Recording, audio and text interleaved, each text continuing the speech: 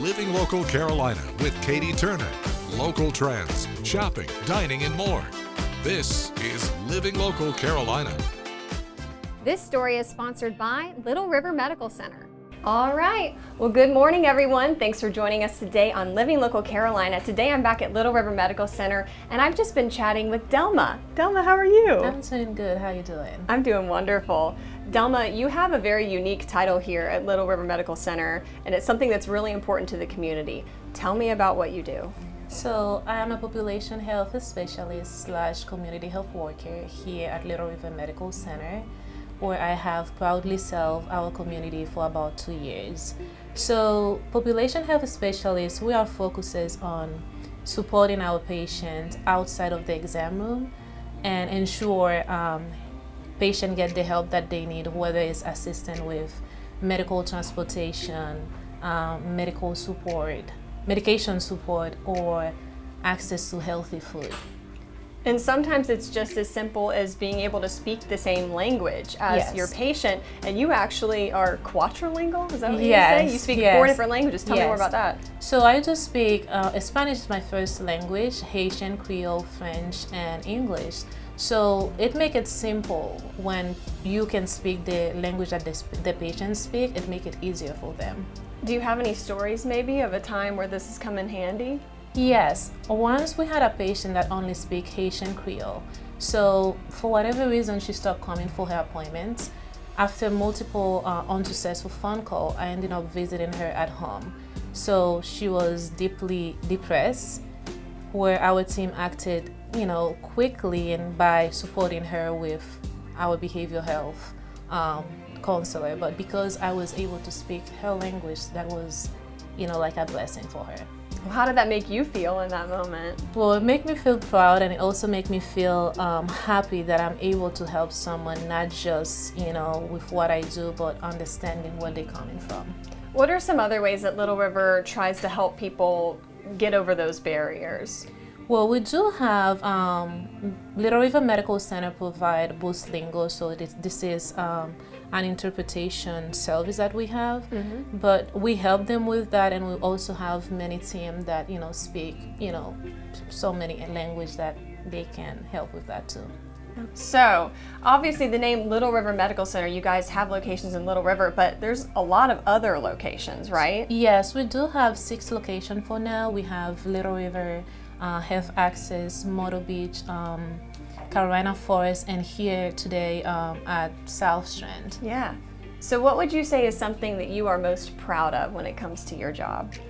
I'm very proud of how our team respond with urgency, compassion, and kindness, and without judgment. Yeah. So could you maybe walk me through what a day in the life looks like for you? Well, for me, is I come to work and very excited and happy to help our patient. And when it's come to patients that have barriers with languages, so that is like my one to go, because I understand that it can make them very uncomfortable and not getting the help that they need because they don't speak the language. Yeah, and I can imagine whenever you're able to actually give these people help, they have a pretty good reaction to it, right? They do. They feel family. Like they really like, oh my God, thank you for helping me. Oh, they even really want to have a personal relationship with you because they feel home. So why do you think it's important for the public to support places like Little River Medical Center? So community health center like Little River Medical Center are the front line of equity and compassion. We don't turn anyone away. We don't stop at appointment. We meet people where they are with an open arms and walk with them through a step of the way. Well, thank you so much for talking to me today. If somebody's watching right now and they want to become a patient of Little River, what's that process look like and where can they go for more information? So for more information, they can go to lrmcenter.com, and we do have our Facebook page where they can see what we do in the community. This story is sponsored by Little River Medical Center.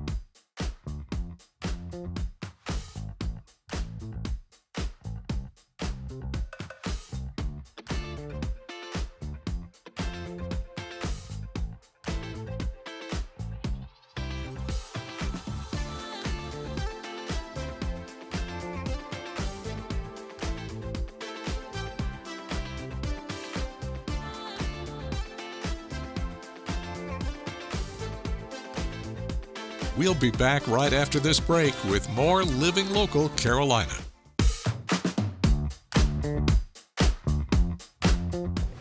Welcome back to Living Local Carolina. Today I'm joined by Dr. Anthony Thompson. How are you doing? Doing quite well, Katie, and yourself? I'm doing wonderful. Good. I wanted to talk to you about your story and who Yes. you are. Okay. Well, my story could be very lengthy, but I'm going to make it as short as possible, maybe a few details. But my story, of course, began with Emmanuel, the Emmanuel 9 tragedy, which my wife, during that night, was her first time teaching Bible study. And of course, the white supremacist by the name of Dylan Roof came in and joined in with the Bible study. Sat down, had prayers with them, and interacted with them, and then decided to kill them all, my wife being included. And so that was a turning point in my life where I just threw in the towel. I mean, literally. From pastoring, from the ministries that Myra and I had together, my late wife Myra and I had together, mentoring kids, and just a lot of things. I just told God that was it. I didn't want to do those things anymore, but he just kept coming at me. And one thing about him, he'll never forsake you, because I didn't want him around, but he just kept coming. And 48 hours after that, we had this bond hearing. Because prior to that, we didn't know who committed the crime, we didn't know who it was, and all of a sudden we have this bond hearing. My daughter's telling me they found the young man who killed her mom, and the bond hearing's today, and I'm like, I'm not going, Well, for me, a bond hearing wasn't a new experience, because I was a probation agent for 27 years. Wow. Retired from that, and I carried a lot of people to bond hearings. You set a bond, they go back to the cell. So I didn't see it to be very significant. Of course, God had other plans.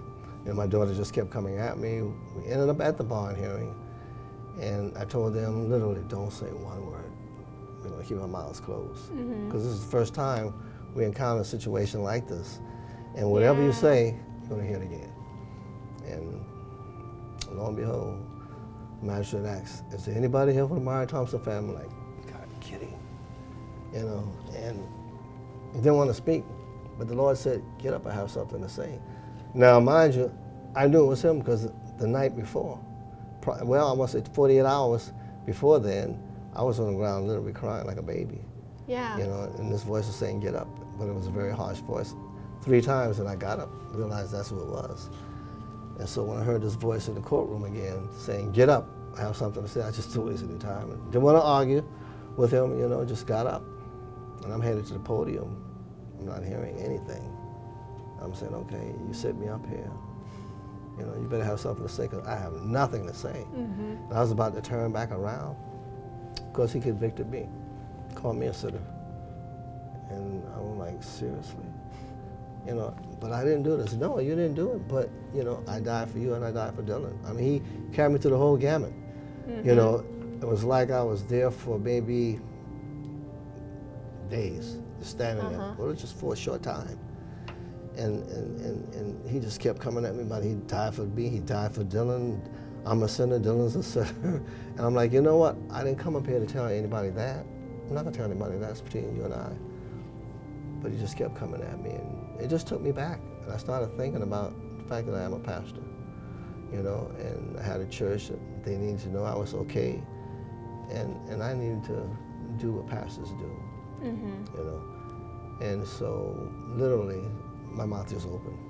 It's like somebody opened it for me, and I just told him, I said, son, I forgive you. My family forgives you.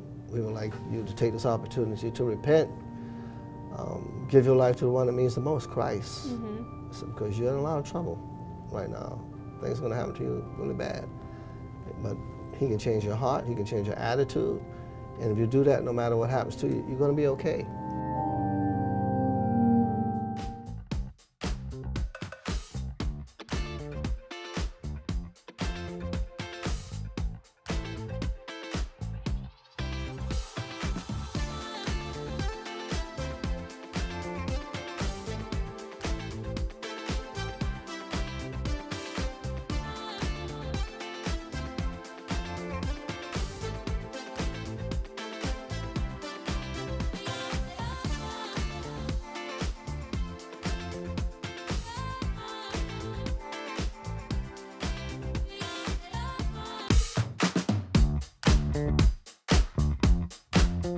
make a long story short, I'm looking at my fingers because it's like things coming out of my fingers. I don't see anything. I thought maybe I'm having a heart attack or something. I'm grabbing my chest, and immediately, I felt like light as a feather. It was over. My sadness, the anger I had, the hate I had in my heart was all gone. I had this peace that came over me like nothing else. The peace that they talk about in the Bible, that peace that surpasses all understanding in Christ, it is real. Wow. That's what I do. I want people to know it's real. I have it now. I was able to just move forward in my life, and that's why I'm able to move forward now and have been moving forward ever since. And that's where the peace came from. But mind you now, that was not all of it. I'm on my way to the seats, and he's telling me now you have a new mission. That mission is to spread the gospel of forgiveness. Of course, my answer was, no, I can't do that. It took 2 months for that to happen, but it happened. I'm literally at home telling him I'm not going to do it because he's been coming at me. 2 months going by, he's still coming at me, and I'm like, this is not going to happen. I'm still mourning, the death of my wife. I just buried her. Why are you putting this on me? Besides, who's going to listen to me? Nobody want to hear about forgiveness. And I literally fell on the floor crying. Somehow I made it to my bed. Woke up the next morning by a phone call. Phone call was from a pastor named Reverend Dr. Marshall Blaylock, First Baptist Church, downtown Charleston, predominantly white church. And he says, Reverend Thompson, I need you to do something for me. I'm like, what? He said, I want you to come to my church and give the message on forgiveness. I'm like, you gotta be kidding. Yes. And so that's where it started. It started there. Wow. God had his way. I've been doing it ever since, abroad, across the United States. And then, in my pursuit of trying to fulfill this mission of spreading the gospel, I was invited to an event, Stone Mountain, Georgia, where there's an organization called One Race Movement. And pretty much at that time, they were trying to reconcile people in their city together as far, and in the state of Georgia, because a lot of, like any place else, a lot of divisions, And so they invited me to participate in the forgiveness section. This was like a 3-day event. Stone Mountain was, completely just, must have been 30,000 or more people out there. Oh yeah, that was, oh my goodness. It was packed. We had the whole park. Even the mountain, on top of the mountain is where the forgiveness part took place. And so I'm walking up the mountain. I'm looking back and I see all these people coming up the mountain. But the thing that really amazed me, the thing that really filled my heart was, I saw about 2,000 millennials coming up that mountain. I'm like, oh my God. And they were coming, praising God, singing, crying. You could see the Spirit, look, was in it. You could feel the Spirit. And I was just amazed, And you had this diverse group of people, young, old, black, white, Latino, Asian. In all denominations, some priests were wearing the collars and some weren't. Then you had rabbis up there, and I'm like, wow, yeah, it was great. And so I'm saying to myself, this is what Charleston means. Yeah. Yeah. And then we went to the forgiveness part. And everybody asked the rabbis to forgive them for what happened at the Holocaust. Yeah. And they just burst out in tears, and that everybody else just burst out in tears. Because it was like a joy of people actually sort of repenting, confessing. And then this young pastor, Farrell, who was one of the head people of the organization, his father was a Presbyterian preacher who started KKK on Stone Mountain, Georgia. Yeah. Oh and so he gets up there and he says, Reverend Thompson, and then he speaks to the crowd, he says, I want y'all to forgive me and my family for what happened here on Stone Mountain, Georgia. And man, that was, everybody was praising God. Tears were coming. These were tears of joy. People were hugging each other. And I said, this got to go back to Charleston. We just got to take this back to Charleston. So that's where the idea came from. That's where the vision came from One Humanity Charleston. And it really all boils down to forgiveness. Forgiveness, yeah.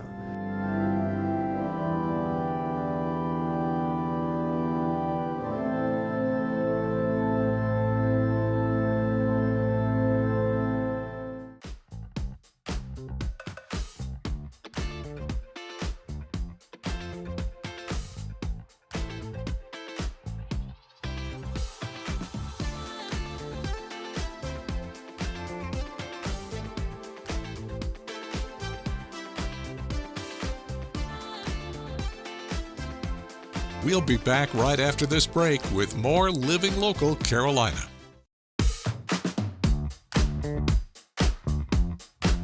Well, good morning, everyone. Thanks for joining us today on Living Local Carolina. Today I am with Elaine. We are in Carolina Forest. It's a beautiful day. Elaine, could you tell me where we're standing right now? We are in front of our brand new Carolina Forest Senior Center.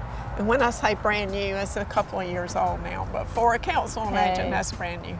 It still looks new to me. I think so too. Well, why don't you tell people what this place is all about? This is a senior center. We have 10 in Horry County, and this is a place that if you're over 60, you can come, have lunch, do some exercise, play some bingo once in a while, not all the time, and have many, many information delivery sessions where you can learn about Medicare, you can learn about all insurances, and you can find out a lot of information that may help you in your day-to-day life. Well, I can imagine this is obviously a need in our community. It is Why? a need in our county because when we age, our worlds get smaller and smaller, and we need people that are younger, like you maybe, to come and help us see what's available, what we may need to do. We need to learn about scams. We need to learn and be in a place that with our peers that we can understand what's going on in the world. So you were saying this is one of 10 Yes, it across is. Horry County. Yes. So where are all these other locations? You don't have to name them all. And do they all have the same amenities? How does that work? They all have the same. We have a van at Oh. each center that if you can't drive, we can pick you up. All the centers have lunch on a daily basis. Each of our center has a manager, a driver, and an assistant. And you can go on our website, Horry County Council on Aging.org, and find our locations and our telephone numbers. Perfect. And what has been the response from people so far? Well, this is our 50th year. Yeah. So we've been around a long time, and it's a way of life. To come to a senior center means that you have something to do when you get up in the mornings. You're not just staying around and being isolated. Of course, you know, case by case, that does bring on dementia, and we don't want to see that happen. The longer you can be active, come to a senior center, have friends, do activities, go to the beach, go out to eat. We do all kind of things together. Go to the farmers markets. The better off you are. I love it. Well, can you tell me a little bit more about this Council on Aging? Well, the Horry County Council on Aging, as I said, has been around for 50 years. We're federally, state, and locally funded. There's a $20 a year membership fee, which is very minimal. Yeah. There's no charge. We operate all on donations, and people just find it to be a way of life. The senior centers are only a portion of our program. We Yeah, have the tell me 10 senior centers, and we also do home delivered meals. At present, we deliver 300 citizens 5 meals a week. Wow. And that really helps them out, keeps them at home and independent. As our mission statement says, we were created to keep people at home, live with as much independence and dignity as possible. So that's everything we do revolves around our mission statement. Yeah. We also do medical transportation. We take you to and from the doctor. We have 3 beautiful brand new wheelchair accessible vans that we got with grants, and we want to keep them on the road. You can become eligible for this transportation through a hotline through the state, but those who can't get the eligibility, we take them for $15 one way. Okay. So for $30, you can go on an appointment, Gotcha. and that's very reasonable. Yeah, It is. definitely. That doesn't even cover the cost, but we just want to keep our vans on the road. Yeah, That's what they're definitely. there for.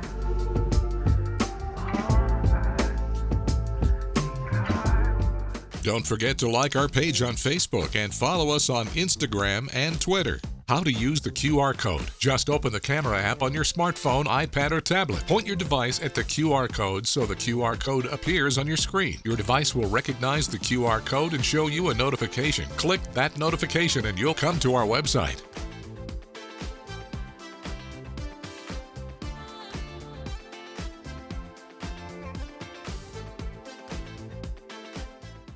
Living Local Carolina, weekday mornings at 9:30 on WBTW News 13.